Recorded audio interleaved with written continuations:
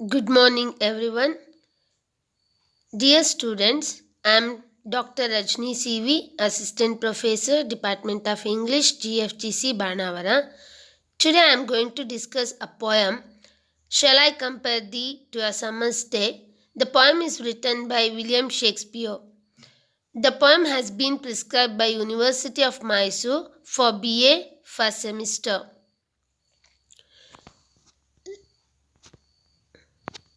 The poem Shall I Compare Thee to a Summer's Day is also known as Sonnet 18. Let me read the poem. Shall I compare thee to a summer's day? Shall I compare thee to a summer's day? Thou art more lovely and more temperate. Rough winds do shake the darling buds of May, and summer's release hath all too short a date. Sometime too hot, the eye of heaven shines, and often is his gold complexion dimmed, and every fair from fair sometime declines, by chance and nature's changing course untrimmed. But the eternal summer shall not fade, nor lose possession of that fair thou owest, nor shall death brag thou wanderest in his shade, when in eternal lines to time thou growest. So long as men can breathe or eyes can see, so long lives this, and this gives life to thee. Let us have a look at Shakespeare's sonnets. William Shakespeare has written 154 sonnets. Sonnet is a 14-line poem written in iambic pentameter. Iambic pentameter is a metrical composition of the poem.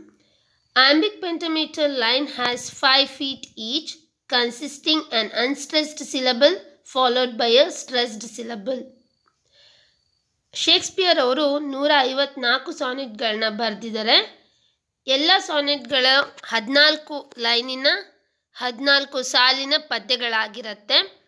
ಈ 14 ಸಾಲುಗಳನ್ನು ಆಂಬಿಕ್ ಪೆಂಟಮೀಟರ್ ಅನ್ನುವ ಒಂದು ಮೆಟ್ರಿಕಲ್ ಕಂಪೋಸಿಷನ್ನ ಇಟ್ಕೊಂಡು ಬರೆದಿರ್ತಾರೆ. ಈ ಮೆಟ್ರಿಕಲ್ composition ಆದಂಥ ಆಂಬಿಕ್ ಪೆಂಟಮೀಟರ್ನ ಇಯಾಂಬಿಕ್ ಪೆಂಟಮೀಟರ್ ಅಂತ ಕೂಡ pronouns ಮಾಡ್ತಾರೆ. ಈ ಆಂಬಿಕ್ ಪೆಂಟಮೀಟರ್ನ ಸಾಲಿನಲ್ಲಿ 5 ಪಾದಗಳಿರುತ್ತೆ. ನಾವೇನು ಕನ್ನಡದಲ್ಲಿ ಪಾದ ಅಂತ ಹೇಳ್ತೇವೆ, ಹಾಗೆ 5 feet. Every line of the iambic pentameter consist 5 feet. ಒಂದು unstressed syllable followed by a stressed syllable. ಮೊದಲು ಒಂದು ಅನ್ಸ್ಟ್ರೆಸ್ಡ್ ಸಿಲಬಲ್ ಬಂದಿರುತ್ತೆ, ನೆಕ್ಸ್ಟ್ ಅದನ್ನು ಫಾಲೋ ಮಾಡಿಕೊಂಡು ಒಂದು ಸ್ಟ್ರೆಸ್ಡ್ ಸಿಲಬಲ್ ಬಂದಿರುತ್ತೆ.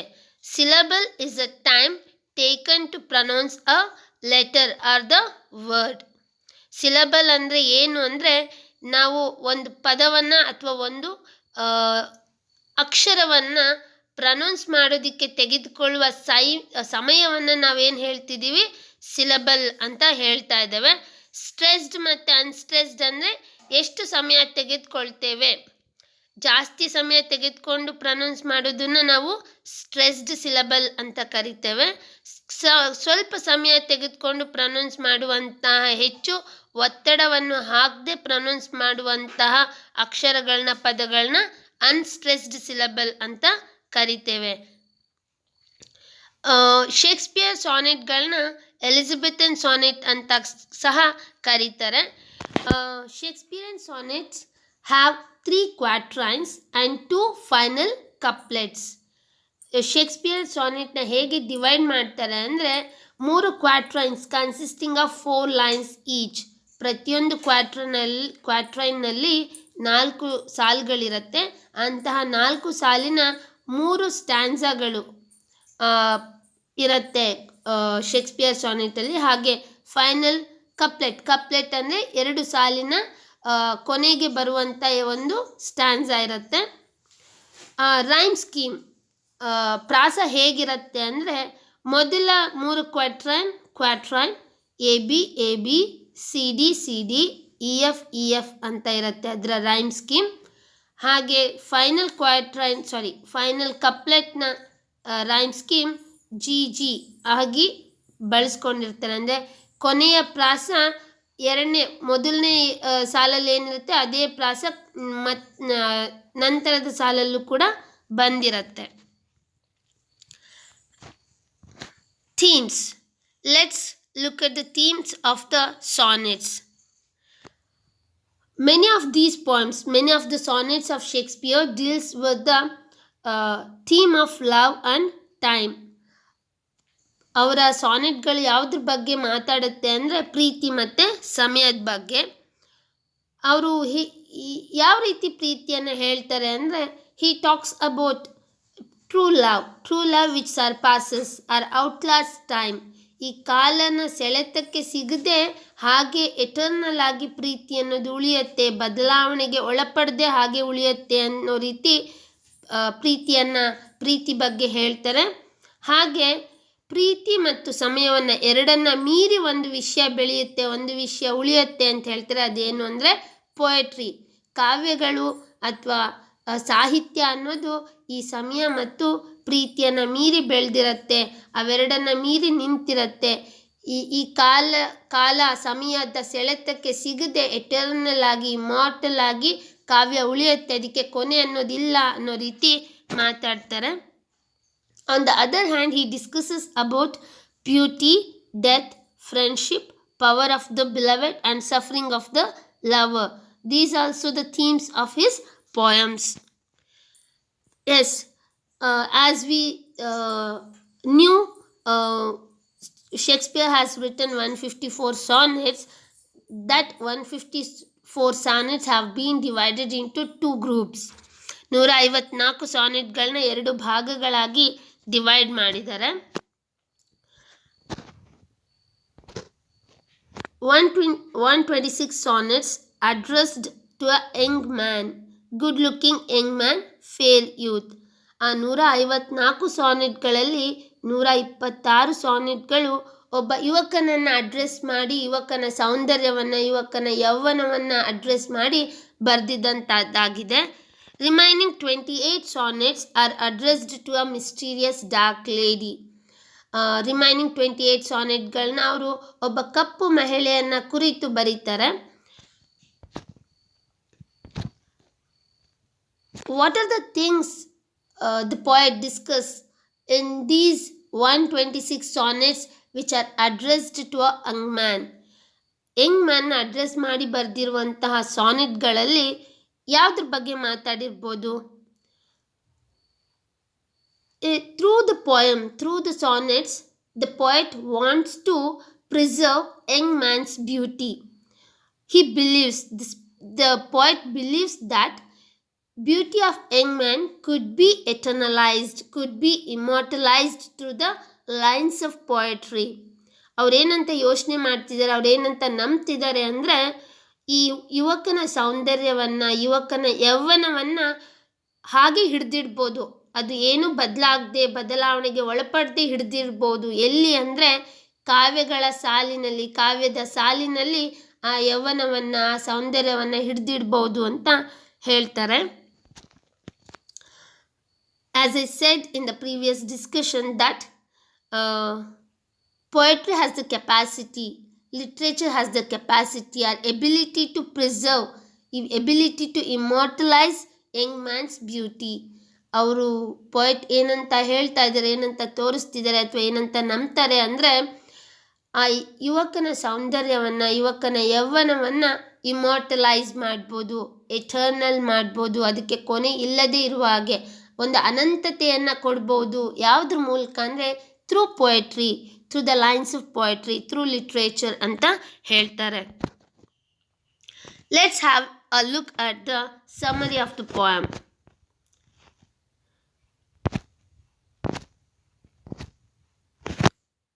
The poem opens with a question. Shall I compare thee to a summer's day? The speaker in the poem asking or addressing to the young man, or the speaker in the poem has a dilemma. Could he compare the beauty of young man to a summer's day? ಆ ಯುವಕನ ಯೌವನವನ್ನು ನಮ್ಮ ಬೇಸಿಗೆ ಕಾಲದ ಒಂದು ದಿನಕ್ಕೆ ಹೋಲಿಸ್ಬೋದಾ?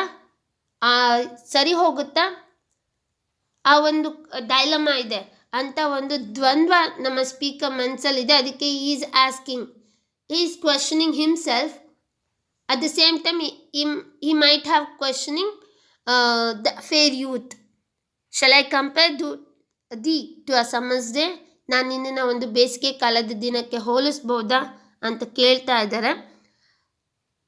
Very next moment, the speaker believes if he compares the beauty of young man with the summer's day, it wouldn't be a right comparison. It wouldn't be a fair comparison. ಮತ್ತೊಂದು ಕ್ಷಣದಲ್ಲಿ ಅವ್ರಿಗೆ ಅನಿಸುತ್ತೆ, ಅವರು ಆ ಯುವಕನ ಸೌಂದರ್ಯವನ್ನೇನಾದರೂ ಬೇಸಿಗೆ ದಿನಕ್ಕೆ ಹೋಲಿಸಿದ್ರೆ ಅದು ತಪ್ಪಾದಂಥ ಕಂಪ್ಯಾರಿಸನ್ ಆಗುತ್ತೆ. ಈ ಕಂಪ್ಯಾರಿಸನ್ ಸರಿ ಹೋಗೋದಿಲ್ಲ. ಯಾಕೆ? In the further lines of the poem, the poet gives the proofs to show that if he compares the beauty of the young man with a summer's day is not right comparison. ಅವ್ರು ನಂತರದ ಸಾಲಿನಲ್ಲಿ ತೋರಿಸ್ತಾ ಹೋಗ್ತಾರೆ, ನಮಗೆ proofs ಕೊಡ್ತಾ ಹೋಗ್ತಾರೆ. ಬೇಸಿಗೆ ಕಾಲವನ್ನು, ಬೇಸಿಗೆಯ ಒಂದು ದಿನವನ್ನು ಅಥವಾ ಬೇಸಿಗೆಯನ್ನು ನಮ್ಮ ಯುವಕನ ಯೌವನಕ್ಕೆ ಹೋಲಿಸಿದ್ರೆ ಸರಿಯಾದ ಹೋಲಿಕೆ ಆಗೋದಿಲ್ಲ ಅನ್ನೋದನ್ನು ಹೇಳ್ತಾ ಹೋಗ್ತಾರೆ. ಯಾಕೆ ಸರಿಯಾಗೋದಿಲ್ಲ ಅಂದರೆ, because the speaker believes the young man's beauty surpasses the beauty of a summer day. ಆ ಯುವಕನ ಸೌಂದರ್ಯ ನಮ್ಮ ಬೇಸಿಗೆಯ ಒಂದು ದಿನದ ಸೌಂದರ್ಯವನ್ನು ಮೀರಿ ನಿಲ್ಲತ್ತೆ, ಅದಕ್ಕಿಂತ ಹೆಚ್ಚು ಸೌಂದರ್ಯವಾಗಿರುತ್ತೆ. And the blossom, the flowers which bloom in summer, in May, might have torn apart by strong wind. ಮೇಯಲ್ಲಿ ಬಿಡುವಂಥ ಸುಂದರವಾದ ಹೂವು, ಮೊಗ್ಗುಗಳೆಲ್ಲ ಬಿದ್ದು ಹೋಗ್ಬೋದು. ತುಂಬ ಜೋರಾದ ಒಂದು ಗಾಳಿ ಬಂದರೆ, if there is a strong wind, the blossoms, flowers, buds of that may torn apart from the plant. ಗಿಡದಿಂದ ಬಿದ್ದು ಹೋಗ್ಬೋದು ಒಂದು ಜೋರಾದ ಗಾಳಿ ಬೀಸಿದ್ರೆ. But the beauty of young man couldn't be shaken by the strong wind. ಆ strong wind ಕೂಡ ನಮ್ಮ ಯುವಕನ ಸೌಂದರ್ಯವನ್ನು ಅಲ್ಲಾಡಿಸೋದಿಕ್ಕೆ ಅಥವಾ ಮುಟ್ಟೋದಿಕ್ಕೆ ಸಾಧ್ಯ ಇಲ್ಲ ಅಂತ ಹೇಳ್ತಾರೆ. And the speaker tells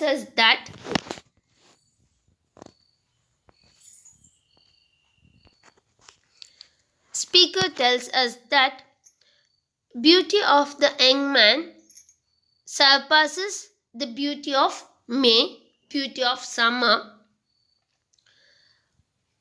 Beauty of summer, the sun, the hotness of sun may increase. ಸೂರ್ಯನ ತಾಪ ಹೆಚ್ಚಾಗ್ಬೋದು, ಸೈಮಲ್ಟೇನಿಯಸ್ಲಿ ಮೇ ಡಿಕ್ರೀಸ್, ಕಡಿಮೆನೂ ಆಗ್ಬೋದು. But the beauty of young man remains as it is. ಆ ಸೌಂದರ್ಯ ಹೇಗಿದೆ, ಯೌವನ ಹೇಗಿದೆ ಹಾಗೆ ಇರುತ್ತೆ, ಹೀಗೆ ಇನ್ಕ್ರೀಸ್ ಮತ್ತು ಡಿಕ್ರೀಸ್ ಆಗೋದಿಲ್ಲ ಅಂತ ಹೇಳ್ತಾರೆ. Summer does not long last, it has a deadline. Summer has time constraint. Summer doesn't remain forever. ಈ ಸೀಸನ್ ಅಂತ ಏನು ಹೇಳ್ತೇವೆ, ಬೇಸಿಗೆ ನಂತರ ಚಳಿಗಾಲ, ಮಳೆಗಾಲ ಹೀಗೆ ಬದಲಾಗ್ತಾ ಹೋಗುತ್ತೆ ಅಲ್ವಾ. ಅಂದರೆ ಸಮ್ಮರ್ ಹ್ಯಾಸ್ ಟೈಮ್ ಕನ್ಸ್ಟ್ರೈಂಟ್. 4-5 ತಿಂಗಳು ಮಾತ್ರ ಸಮ್ಮರ್ ಇರುತ್ತೆ, ಆನಂತರ ಇನ್ನೊಂದು ಕಾಲ ಬಂದ್ಬಿಡತ್ತೆ. But beauty of young man doesn't have time constraint. It doesn't last for a short period.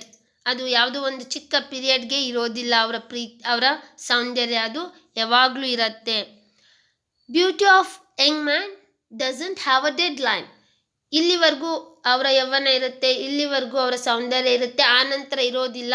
ಹೇಗೆ summer last for 4 months or 5 months. After summer we have rainy season and then we have winter ಅಂತ ಏನು ಹೇಳ್ತೇವೆ, ಆ ರೀತಿ ಬದಲಾವಣೆಗಳಿರೋದಿಲ್ಲ. The beauty of young man doesn't come under time constraint. ಈ ಕಾಲ ಒಂದು ಇಷ್ಟು ಕಾಲಕ್ಕೆ ಇಷ್ಟು ಪೀರಿಯಡ್ಗೆ ಮಾತ್ರ ಅಂತ ಇರೋದಿಲ್ಲ. ಇಟ್ ರಿಮೈನ್ಸ್ ಫಾರ್ ಎವರ್ ಅಂತ ಹೇಳ್ತಾರೆ. Beauty of nature as we know, ವಸಂತ ಕಾಲದಲ್ಲಿ ತುಂಬ ಸುಂದರವಾಗಿರೋ ಮರಗಳು ಚಳಿಗಾಲದಲ್ಲಿ ಪೂರ್ತಿ ಎಲೆಯನ್ನು ಉದುರಿಸ್ಕೊಂಡು ಬೋಳಾಗಿ ನಿಲ್ಲುತ್ತೆ ಅಲ್ವಾ. It means beauty of nature comes under the goes through the passage of time. It changes our time, changes the beauty of nature. ಸಮಯ ಅನ್ನೋದೇನು ಮಾಡುತ್ತೆ, ಪ್ರಕೃತಿಯ ಸೌಂದರ್ಯವನ್ನು ಬದಲಾವಣೆ ಮಾಡುತ್ತೆ, ಅಥವಾ ಪ್ರಕೃತಿಯ ಸೌಂದರ್ಯ, beauty of nature comes under the time constrain. ಸಮಯದ ಸೆಳೆತಕ್ಕೆ ಸಿಕ್ಕಿ ಬದಲಾವಣೆಗೆ ಒಳಪಡುತ್ತೆ. But the beauty of young man doesn't come under the constraint of time. ಕಾಲದ ಸೆಳೆತಕ್ಕೆ, ಸಮಯದ ಸೆಳೆತಕ್ಕೆ ಒಳಪಟ್ಟು the beauty of young man doesn't change. ಸಮಯ ಅಥವಾ ಕಾಲ ಅನ್ನೋದು ಯುವಕನ ಸೌಂದರ್ಯವನ್ನು, ಯುವಕನ ಯೌವನವನ್ನು ಬದಲಾವಣೆಗೆ ಒಳಪಡಿಸೋದಿಲ್ಲ ಅಂತ ಹೇಳ್ತಾ ಇದ್ದಾರೆ. Beauty of young man doesn't change, it remains as it is. Beauty of young man never diminishes. The young man does not die. Look at the young man is a human being, but the poet says that young man doesn't die. How is it possible? It's possible through the poetry. ಅವರು ಏನು ಹೇಳ್ತಿದ್ದಾರೆ ಅಂದರೆ, Young man ಕೂಡ ಒಬ್ಬ ಮನುಷ್ಯ, we have a beginning and an end. ಆದರೆ ಇಲ್ಲಿ ನಮ್ಮ ಕವಿ ಹೇಳ್ತಾ ಇರುವಂಥ ಯಂಗ್ ಮ್ಯಾನ್ಗೆ ಕೊನೆ ಇಲ್ಲ. There is no death to the young man. ಹೇಗೆ ಅಂದರೆ, the poetry makes him eternal. ನಮ್ಮ ಕಾವ್ಯ ಏನು ಮಾಡ್ತಾ ಇದೆ, ಅವರನ್ನು ಎಟರ್ನಲ್ ಆಗಿ ಯಾವಾಗಲೂ ಇರುವ ಹಾಗೆ, ಕೊನೆ ಇಲ್ಲದ ಹಾಗೆ ಮಾಡುತ್ತೆ ಅಂತ ಹೇಳ್ತಿದ್ದಾರೆ. The speaker in the poem very confidently says that as long as people live on this earth, as long as there is the earth, there is no death for the beauty of the young man. There is no end for the beauty of the young man. ಕೊನೆ ಇಲ್ಲ ಅಂತ ಹೇಳ್ತಾನೆ ಏನು ಹೇಳ್ತಿದ್ದಾರೆ, the beauty of young man will be celebrated and renovated by the poetry written by the speaker. As and when the people read the poem, they renovate the beauty of young man.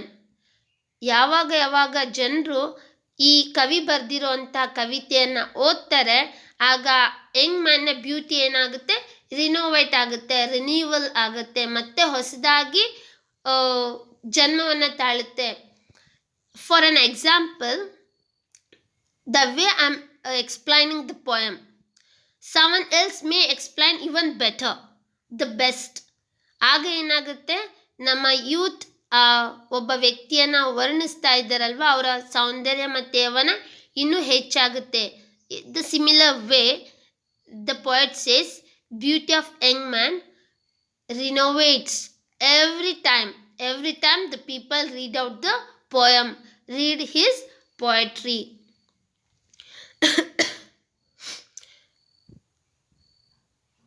In William Shakespeare's sonnet, as I said, shall I compare thee to a summer's day, is also known as sonnet 18. We have a feeling. There is a feeling that love that goes beyond temporal realm of time and season. The speaker has love about that fair youth. ಆ ಪ್ರೀತಿ, ಆ ಯುವಕನ ಬಗ್ಗೆ ನಮ್ಮ ಕವಿಗೆ ಇರುವ ಪ್ರೀತಿ ಏನು ಮಾಡ್ತಾ ಇದೆ, it led him to write poems. ಆ ಪ್ರೀತಿ ಅವ್ರಿಗೆ ಕವಿತೆಗಳನ್ನ ಬರೆಯೋ ಹಾಗೆ ಮಾಡ್ತಾ ಇದೆ, ಆ ವ್ಯಕ್ತಿಯ ಬಗ್ಗೆ ಕವಿತೆಗಳನ್ನ ಬರೆಯೋ ಹಾಗೆ ಮಾಡ್ತಾ ಇದೆ. Through his poetry the poet wants to immortalize the beauty of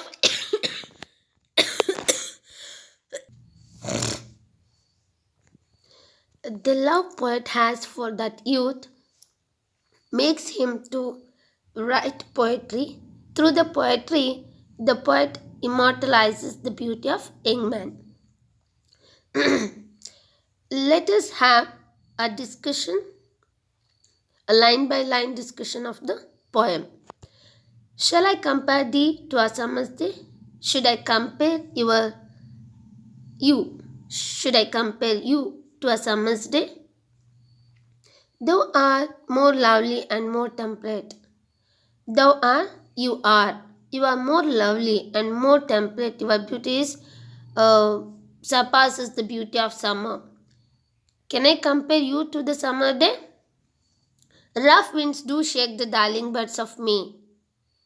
There is a threaten for the beauty of summer by the strong wind. Strong wind may shake, may tear off the buds of May, buds of flowers. And summer's lease had all too short a date.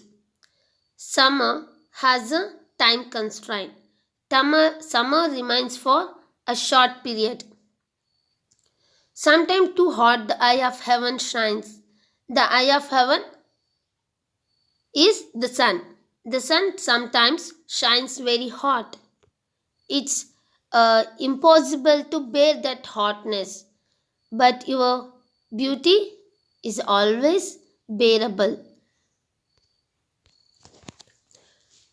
And often the sun's gold complexion dimmed. The color of the sun changes. Complexion, color of the sun changes, dims. It becomes dull. And every fair from fair sometime declines. Whatever the fairness, whatever the beauty summer has, may declines. By chance are nature's changing course untrimmed. The beauty of summer changes because nature always goes through the changing time.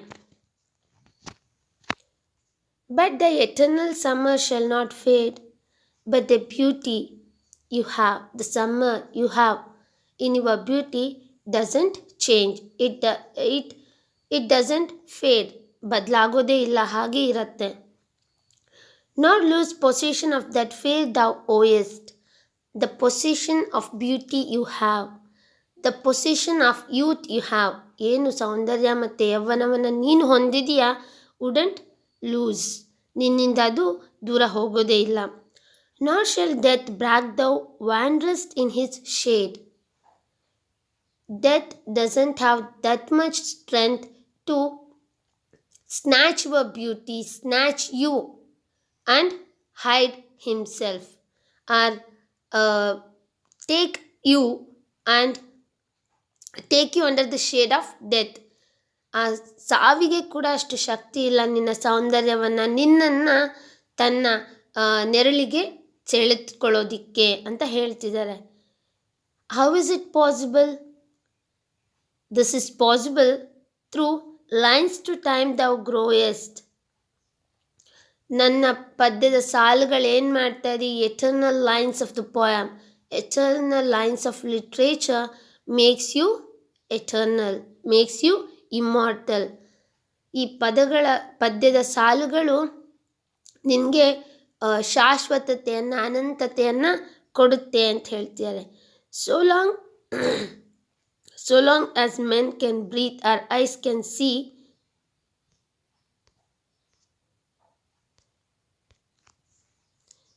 ಎಲ್ಲಿವರೆಗೂ ಜನರು ಉಸಿರಾಡ್ತಾರೆ, ನೋಡ್ತಾರೆ, ಅಲ್ಲಿವರೆಗೂ ಈ ಪ್ರಪಂಚದಲ್ಲಿ ಭೂಮಿ ಮೇಲೆ ಬದುಕ್ತಾರೆ, ಅಲ್ಲಿವರೆಗೂ ಕೂಡ ನಿನಗೆ ಸಾವಿಲ್ಲ.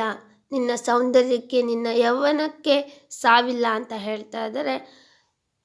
As and when people read the poem, read the lines of this poem, they renovate, they celebrate your beauty, they give life to you again and again, they give life to you as and when they read this poem, read the lines of the poem ಅಂತ ಹೇಳ್ತಿದ್ದಾರೆ.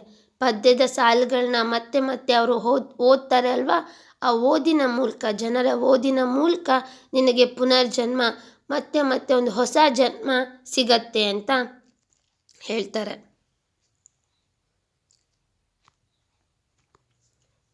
I have prepared a few MCQs based on this lecture.